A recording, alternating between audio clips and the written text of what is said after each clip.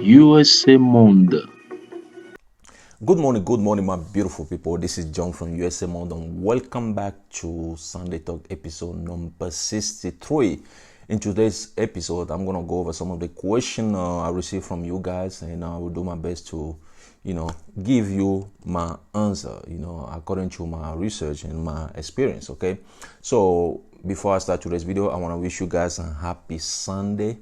I hope everything is going well for you today. I hope you and your family are safe. Without wasting time here, let's get started, okay? So the first question today we're gonna come from Marlene Gomez. How to go about paying the DS on 260 and the immigrant visa fees? Well, when your case is approved and USCIS send it to NVC will contact you with your case number and invoice ID. Those are the two things you're gonna use to log into the NVC Computer Electronic Application Center, and then from there you will see paid. Okay, pay now. Okay, you see pay now. You click on pay now for your affidavit of support, pay now for immigrant visa. That's how you make the payment. Okay, but in case you are unable to click on pay now, it means that it's not time for you to start immigrant visa yet. So you just have to wait till NVC let you know when to start the immigrant visa process, and that way when you log in, you'll be able to click on pay now. Okay.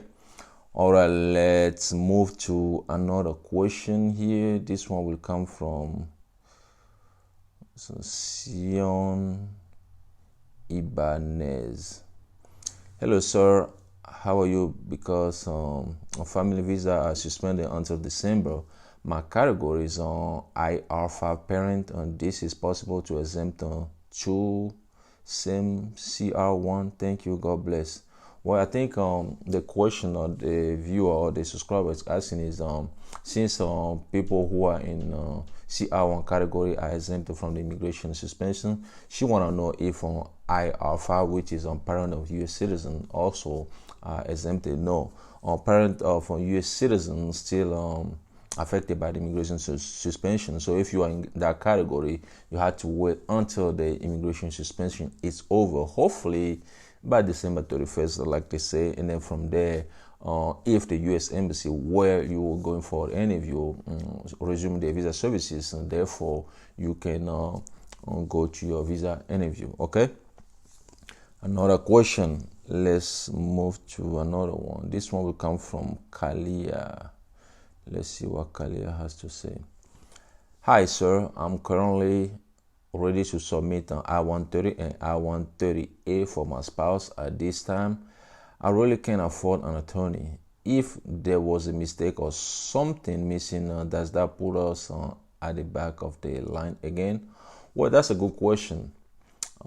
Before you submit your I-130 and I-130A, you have to make sure you go over the checklist, make sure you submit all the required document. Okay, because what's gonna happen is if you miss a document, NVC USCIS gonna let you know, and then they're gonna ask you to send those documents. Okay, so by the time you send those documents, they're gonna put your case on hold till they receive that document from you, and then after they receive it, they're gonna resume the process and then review it again. But the thing is, by the time it will take for them to send you the document and for you to send the required document back, that will delay the whole process.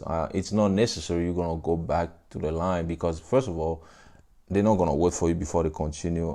Before they process other applicants application, basically. Okay, but it can delay the whole process. That would be the downside of it. So like I always tell you guys, make sure you check everything, make sure everything is on, all the documents are correct, and you submit all the required documents. That way it won't delay the process. Okay, that way USCIS won't ask you to send additional document. All right, let's move to another question here. This one will come from Ellie Roblox Play.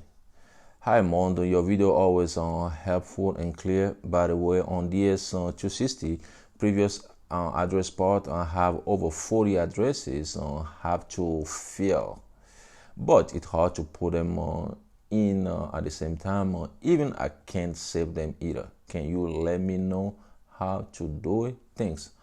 Well, that's a good question. Yeah, some of you guys who followed the S260 before, when it's time for you to provide your previous address. There is, if you've been on different addresses in the last 5 years or 10 years or whatever, then you have to provide all those information. Okay, but the thing is, one thing you have to keep in mind is that you don't have to provide excuse me, you don't have to provide address or where you live on for, I would say, short period of time. Like maybe you stay in a hotel somewhere, you go on vacation, you stay here for 1 or 2 months. No, you only provide address of the place where you live on longer. Okay, like maybe 2 years, a year, 2 years, 3 years, 4 years, all those stuff, and make sure you provide address that you remember, because it's going to be hard for you to remember all the addresses anyway. So do your best to provide the address you remember, and the place where you live on for a long period of time. Okay, so that's how you do it. So if you see, like on the form, they will ask you if you live on a different address beside the one you put in.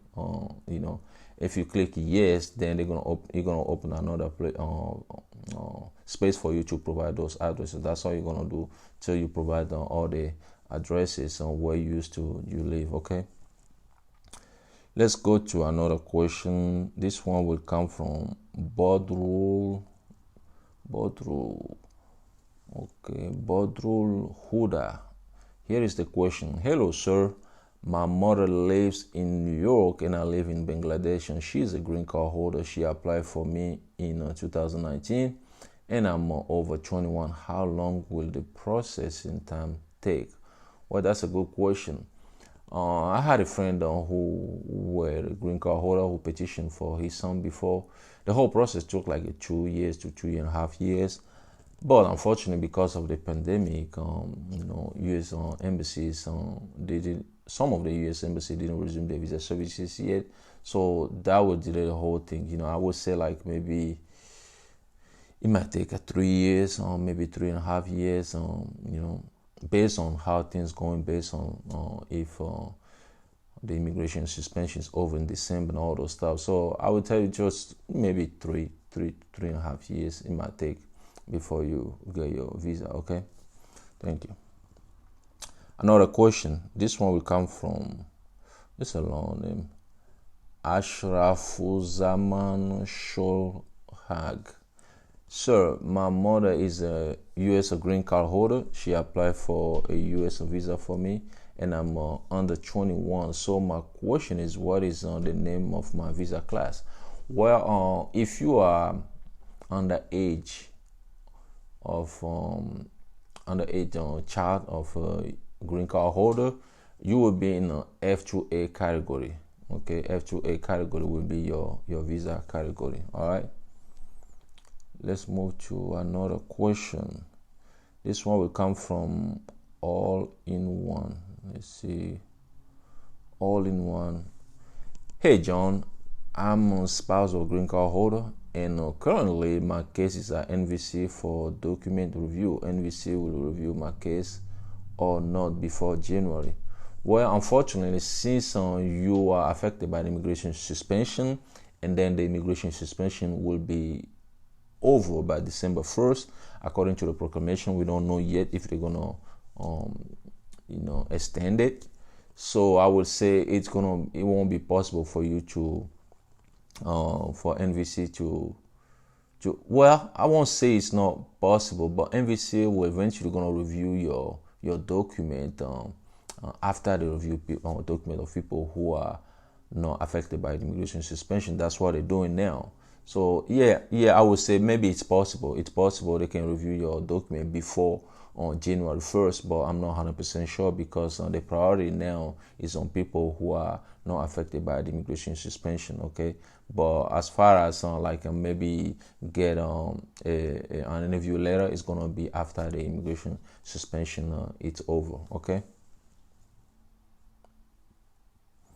let's go to another one.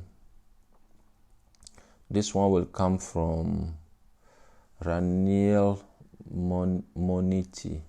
Hello, sir. I have a question. Can I use my W-2 to use as financial support evidence, even if husband is a petitioner? Since we file our income tax jointly, he is self-employed and he doesn't have a W.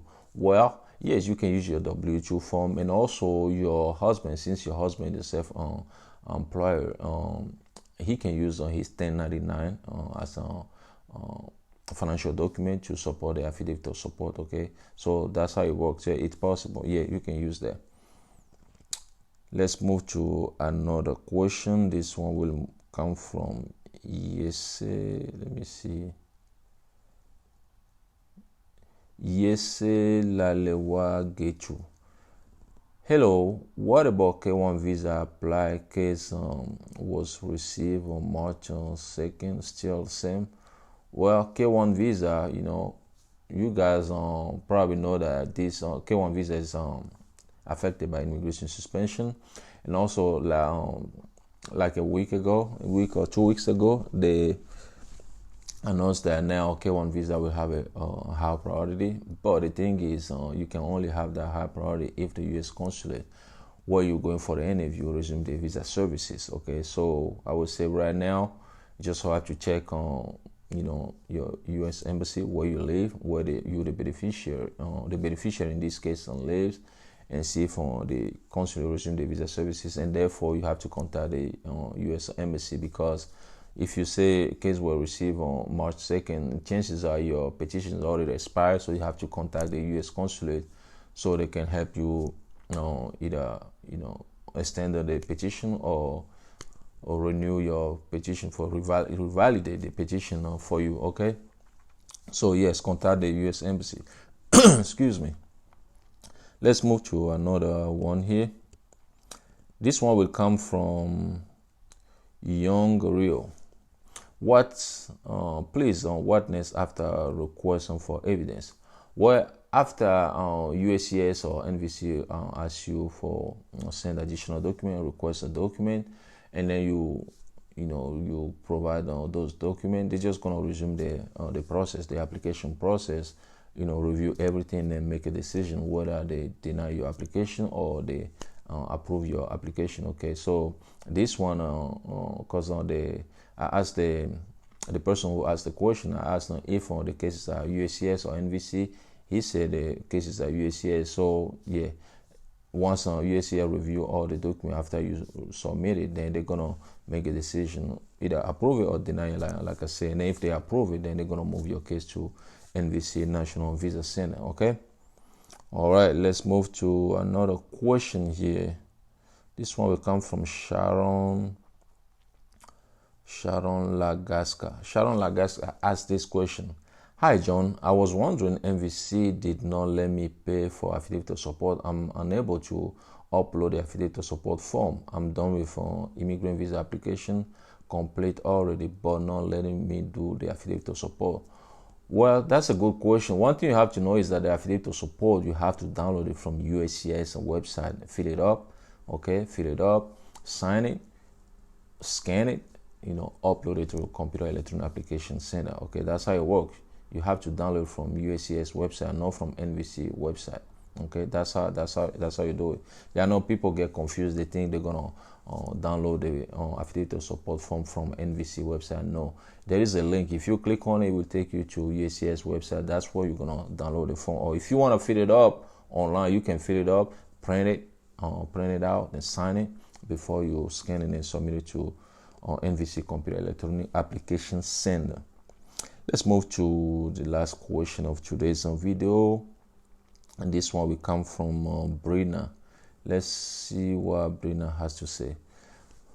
What about I-129F petition? MVC has had my approval petition from USCIS since April 7th. Have not received anything from NVC. Fiance is in Liberia. Well, guys, one thing you have to know is that K1 fiance process, K1 visa process is different than I-130 process, okay? Because once your case is moved to NVC National Visa Center, they will create a case for you, okay? They will create a case number for you and provide you that case number which you're going to use. Once the case on your K1 visa case gets to NVC, they're gonna do like a security background check on the beneficiary, and then from there, if everything looks good at the end, they're gonna move the case to the consular embassy or consular. I mean, the U.S. embassy or U.S. consulate where the beneficiary will go for interview. Okay, and then from there, the consulate will contact the beneficiary, and let them know to schedule an interview, all those stuff. That's how it works. Okay, so if the consulate the U.S. consulate where the beneficiary will go for interview doesn't resume the visa services yet, it will take time. Okay, maybe that's the reason why you guys didn't hear anything yet. But make sure check the website, the U.S. consulate website. Make sure they check the update. If they start if they resume the visa services, make sure you call them. That way they can help you either extend your the K1 petition or revalidate the K1 petition for you. Okay, that's what you guys have to do. Okay, guys, like I said, that was the last question of today's video. I hope you guys enjoy. If you know somebody who might benefit from this one, please share with this person. If you've been watching my video, you never subscribe, do me a favor, just hit the subscribe button. Okay, that will help the channel to grow, and hit the like button as well if you liked the video. Guys, once again, thank you. Enjoy the rest of your day. Whatever you do today, do it peacefully and be happy. Remember, be happy. Happiness is very important. All right, thanks again, and I'll talk to you guys on next Sunday. I know that's a lot of things, but yeah, you guys deserve it. Talk to you next Sunday. Bye bye. USA Monde.